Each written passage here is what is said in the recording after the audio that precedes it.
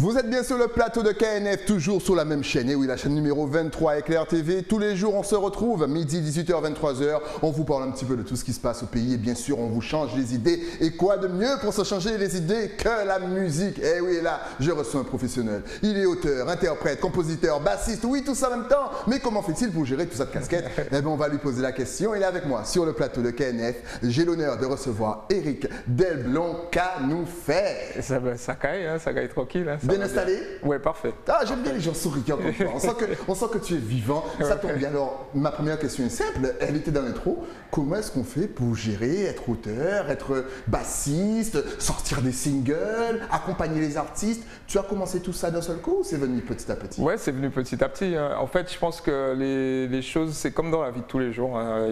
Voilà, les choses arrivent et puis on les gère, on s'organise en fonction du moment. On ne peut pas toujours tout faire en même temps. Des fois, on est plus concentré sur tout ce qui est prestations. Là, des fois, on est plus concentré sur la compo. Surtout quand on compose, on reste un peu, voilà, on se met un peu en vase clos. On essaie de rester concentré un peu dans une bulle. Et puis voilà, puis il y a des périodes qui sont comme les périodes des vacances où il y a un peu plus de tout, un peu, voilà. On dort à la rentrée. Justement, tu en parles bien parce que là on est au début des vacances. Là ça arrive, les restrictions sont un petit peu levées. Donc comment toi tu sens ces vacances, on va dire au pays, parce qu'on salue aussi la Martinique, bien entendu, et la Guyane. Mais comment est-ce que tu sais que ça va pour vous? Vous sentez que vous allez recommencer à jouer? Ça a déjà repris. Moi j'ai déjà eu 2 concerts là, le week-end dernier. Il y a déjà des prévisions de live. Notamment j'aurai mon live dans un lieu connu à Sainte-Anne sur la plage. Voilà, pour ne pas donner de nom, mais ce sera en tout cas le 17 juillet. Là, je vais présenter un peu mes projets plus, on va dire, instrumentaux, parce que j'ai un peu les deux. Et puis voilà, ça va être bien, ce ne sera pas l'idéal comme avant, puisque la période sanitaire veut que ce soit comme ça, mais on s'organise et là, ça reprend.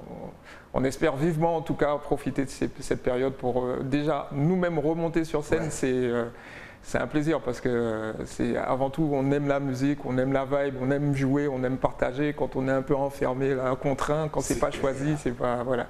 Mais ça s'annonce bien. Mais justement, comment est-ce que tu as vécu toi cette période-là en tant que justement, en plus tu es bassiste, donc forcément tu es un musicien qui aime le live, forcément aller faire des prestations à gauche, à droite, voyager. Comment tu as vécu cette période un petit peu où il y avait toutes ces restrictions et que vous ne pouviez rien faire? Alors on en profite, même si alors en Guadeloupe quand même j'ai pu jouer quand même.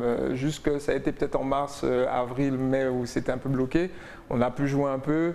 Il faut savoir que j'enseigne aussi la musique. Voilà, j'enseigne la guitare basse, qui est mon instrument. Et puis on en profite justement pour préparer les autres projets, pour un peu se remettre en question, se dire ça, j'avais pas trop le temps de le faire parce qu'il y a des périodes justement c'est chargé.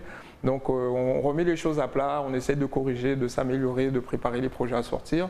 Et puis voilà, quoi, on reste positif. C'est quoi qu'il arrive, voilà, on est des résilients. Donc, vous avez entendu? Restez positif aussi. Justement, comment est-ce que tu nous décrirais ton instrument, guitare, basse? Franchement, on est fan de tous de ça. On a l'impression un petit peu que c'est le cœur de... Bon, je ne veux pas vexer les autres musiciens, bien entendu, mais lorsqu'on a le boum, boum, boum, tu mènes un petit peu tout le groupe, non? En tout cas, on a chacun un rôle très important, le rôle de la basse. Moi, ce que je pourrais dire, c'est que on est le lien entre la rythmique et l'harmonie, voilà, quelque part. C'est-à-dire qu'on est collé, on parle souvent des duos batterie-basse, on est collé à la batterie parce qu'on fonctionne en symbiose avec lui, mais en même temps, on est la base de la structure harmonique, c'est-à-dire tout ce qui est mélodie, accord, tout ça. Exact. Donc on est le liant entre les deux. Donc c'est vrai qu'on a un poste, on a un gros poste. Tu as commencé par ça ou tu avais déjà commencé avec par exemple la guitare et puis après tu as dévié, tu as basculé? Non, alors vraiment j'ai commencé mais très peu de temps mais par le piano parce que au lycée j'ai un ami qui jouait du piano, je suis passé chez lui, il m'a appris 2-3 trucs et pendant peut-être une période de 1 an j'ai fait un peu de piano comme ça, j'ai joué un peu dans des groupes mais j'étais jeune et c'est dans ces groupes-là, enfin dans ce groupe-là notamment que j'ai découvert la basse. Et lors d'une répète, je pense qu'on avait déjà joué peut-être fait quelques répètes, je ne m'étais jamais occupé du bassiste. Sincèrement, il était là, il jouait. Puis un jour, on a fait une pause, puis là, justement, il jouait la ligne de basse de Olaoye de Eva. Et j'ai regardé, j'ai fait, comment tu fais? Vas-y, montre-moi. Il m'a montré, je crois, j'ai chopé une guitare à la maison qui avait 4 cordes comme la basse. Enfin, j'ai commencé à jouer et là, j'ai mis le clavier de côté. Enfin, j'en joue toujours un peu, mais la basse est devenue à ce moment-là mon instrument. J'aimerais bien savoir combien de pianistes ont abandonné le piano. Je crois qu'il y en a beaucoup. Ça s'apprend rapidement? Ou tu as appris tout seul? Tu as suivi des cours après? Au début, j'ai vraiment appris tout seul. J'avais pris une feuille de papier, j'ai dessiné toutes les cases pour voir comment les notes étaient. J'ai fait ça peut-être pendant 2 ans, je crois, à peu près 2-3 ans. Puis après, je suis parti en études dans un premier temps à Lyon. J'ai fait 4 ans, moitié école privée jazz, moitié une école assimilée conservatoire. Puis aussi, j'avais commencé musicologie à la fac. Voilà. Et puis c'est plus l'école de jazz qui m'a retenu. Et puis voilà.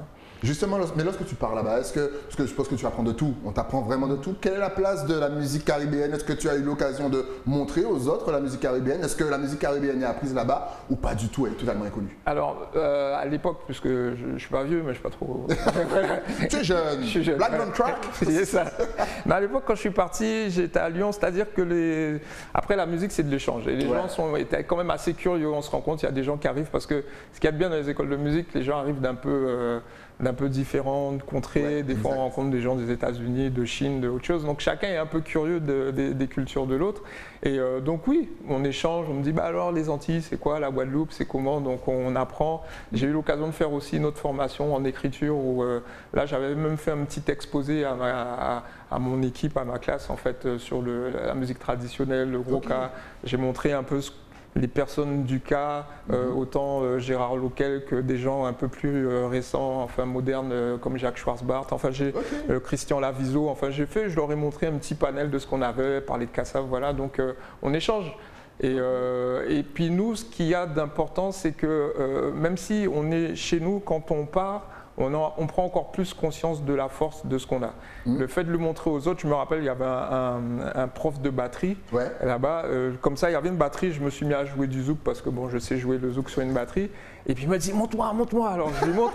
Alors techniquement, il le faisait, mais ça sonnait pas zouk du tout parce que il sentait le rythme à l'envers, donc je lui ai montré. Et tout ça pour dire qu'on a quelque chose qui est une chose, voilà, c'est à nous, il faut le cultiver, puis il faut l'échanger, et puis on apprend aussi d'autres, et c'est comme ça que des fois la Biguine Wabap ou des choses sont créées parce que c'est des mélanges entre ce qu'on a avec du jazz, du zouk caribéen, enfin voilà. C'est extraordinaire, il sentait le rythme à l'envers, c'est dans cette phrase, je vais la sentir à tout le tu sens le rythme à l'envers. Et juste aujourd'hui, quelle est ton actualité?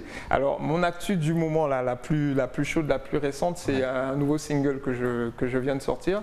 Alors il est sorti le 20 juin en vidéoclip sur YouTube et le 22 sur tout l'ensemble des plateformes.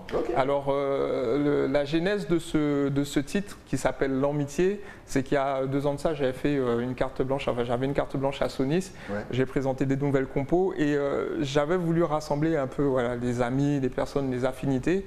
Et il y a notamment 2 chanteuses qui sont choristes aussi avec lesquelles j'ai beaucoup travaillé et que j'ai aussi vu travailler. Elles se connaissent depuis 15 ans, elles s'appellent Lydia Barlagne et Mimi Nelzi. Moi j'ai fait 10 ans aussi avec Dominique Coco, ce sont les choristes de Dominique Coco.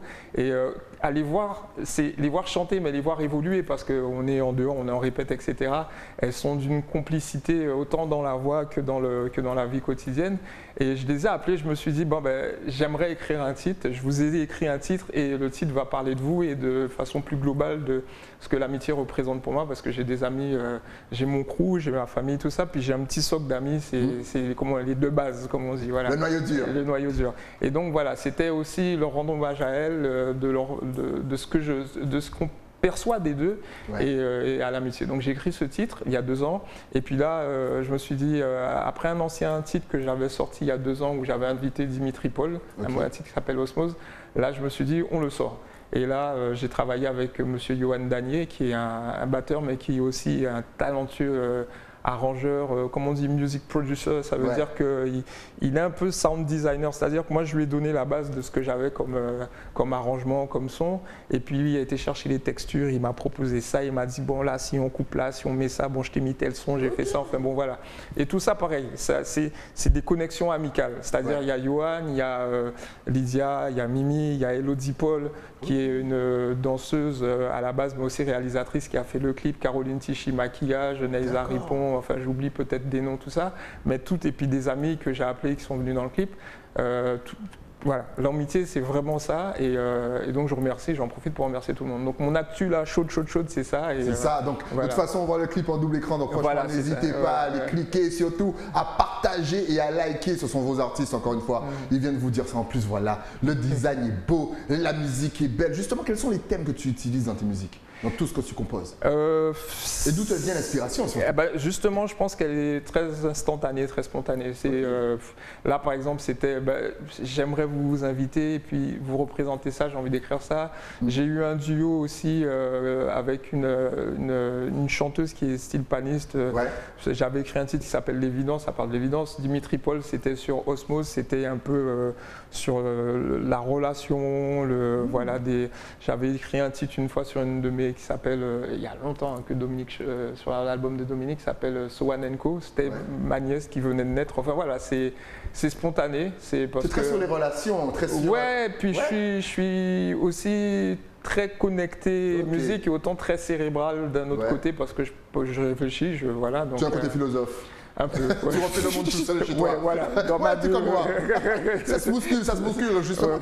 Est-ce que tu as déjà des idées pour la fin de 2021 et même pour 2022? Puisque je sens que ça se bouscule ici. Un album, tu vas inviter toutes les choristes. tu vas nous sortir un double album. C'est quoi tes projets? Alors par contre, la suite, ce que je pense là, c'est peut-être un projet qui est plus basé là, ce sera plus instrumental, comme je disais tout à l'heure, plus sur des compos, plus alors faire ressentir mais en notes, parce que c'est vrai que sera un peu plus subjectif et puis plus basé sur l'instrument, plus le côté jazz caribéen. Moi je me définis, j'adore tout style de musique, mais j'adore le zouk et j'adore le jazz, et je pense que souvent dans ce que je fais il y a un mix de ça, même si des fois on peut entendre un peu autre chose, mais ma base elle est là. Mais justement le jazz, on a l'impression que il y a beaucoup de fans de jazz en Guadeloupe. À un moment ça avait disparu, et là depuis au moins 5-10 ans, ça remonte vraiment en force.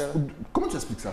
Je sais pas, je pense que en tout cas, déjà après le jazz, avant tout pour moi, c'est un état d'esprit, c'est une forme de spiritualité, parce qu'il y a des gens qui ne font pas de musique, qui ne comprennent pas une note de la musique autre chose, mais qui sont inspirés parce que le jazz, en fait, c'est de la musique d'improvisation à la base, même si son histoire, elle est bien écrite, enfin bien définie aux États-Unis autre chose, mais à la base, c'est de l'impro, et l'impro, c'est de la création spontanée. Ça veut dire qu'on a une trame. Mais spontanément, on est dans l'impro, puis on aime la vibe de tel musicien parce que sur le moment, ce qu'il crée, ce qu'il joue, Donc je pense que déjà un musicien, en dehors d'accompagner, de rester très structuré, il y a des moments où on a envie aussi de s'exprimer, et c'est principalement le biais du jazz qu'on apprend cette forme de discours, quoi. Parce que même si c'est de la création spontanée, ça se travaille. Pour pouvoir être spontané dans le jazz, il faut tout un tas de travail. Donc je pense que ça vient de là, et après c'est l'improvisation, ça se métisse à tout, quoi. On peut improviser dans du zouk, dans de la begin, dans du calypso, dans tout ce qu'on veut, même dans du classique peut-être pour les gens qui voilà, quoi. Donc tu me parlais de notes tout à l'heure, justement ça tombe bien, le fait que le public est sorti, a pu aller dans des restaurants pour assister à des lives, mais ne pouvait pas bouger. On avait l'impression qu'ils étaient plus attentifs et plus réceptifs. Est-ce que tu penses que c'est le moment justement pour mettre en place ton projet? Non, c'est tout à fait. Tu as ressenti ça toi de la scène? En fait, on a pu jouer, mais beaucoup dans des lieux, alors resto, tout ça. Donc c'est vrai que même si des fois, on est ce qu'on est, on aime bouger, on aime cadencer. On aime cadencer, c'est pour ça que notre jazz est toujours plus cadencé, mais c'est vrai que ça a été plus le moment de la musique d'écoute, entre guillemets, une musique, et les gens, le fait de ne pas trop danser, étaient plus attentifs peut-être à des textes, plus attentifs à de la musique. C'est vrai que ça a été cette période d'une autre forme de musique, c'est vrai. Excellent, en tout cas il s'appelle Eric Delblond. Je vous rappelle que l'amitié est disponible partout, mais si vous voulez voir ses anciens projets, si vous voulez le contacter, si vous voulez bien sûr l'encourager dans son travail, es-tu connecté sur les réseaux sociaux? Est-ce que tu as un site internet? Est-ce que tu as YouTube? Est-ce que tu as Instagram? Est-ce que tu as Facebook? Dis-nous tout, de toute façon ça va s'afficher. C'est ça. Bah, y a tout, hein. YouTube, c'est principalement tout ce qui est projet vidéo. Alors c'est vrai que je disais que j'enseignais tout à l'heure.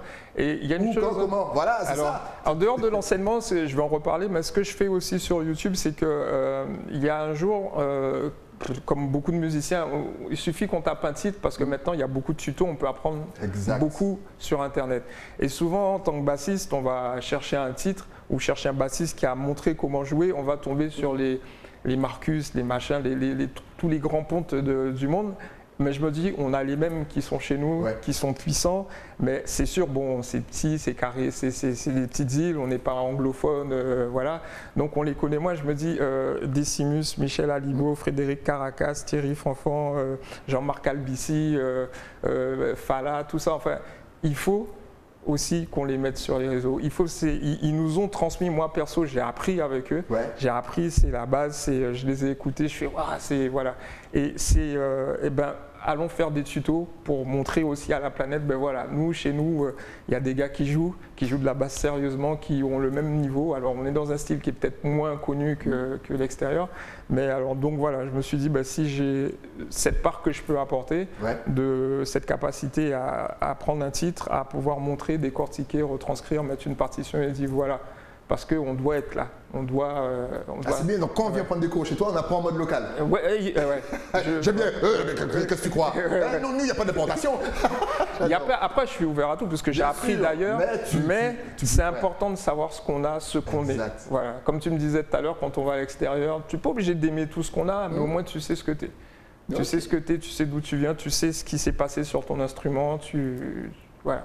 Donc, tu arrives à t'adapter à tout style de musique, c'est-à-dire que si je te laisse dans un groupe et qui joue par exemple du rock ou je sais pas quoi, est-ce que tu vas arriver avec ta basse à suivre? Alors je peux m'adapter, oui, parce qu'on a cette capacité en tant que musicien à écouter, à assimiler, à essayer d'intégrer. Après, je ne suis pas spécialiste de tout. Il y a des bassistes de rock, ils sont nés dedans. Comme je dis, moi, par exemple, tout ce qui est Zouk-Ka, machin, etc., Begin, c'est même avant de l'étudier, j'ai été nourri par ça. Donc naturellement, je le sens. Je n'ai pas écouté trop de rock. J'en ai fait un peu, enfin, j'ai accompagné des groupes de pop quand j'étais en France.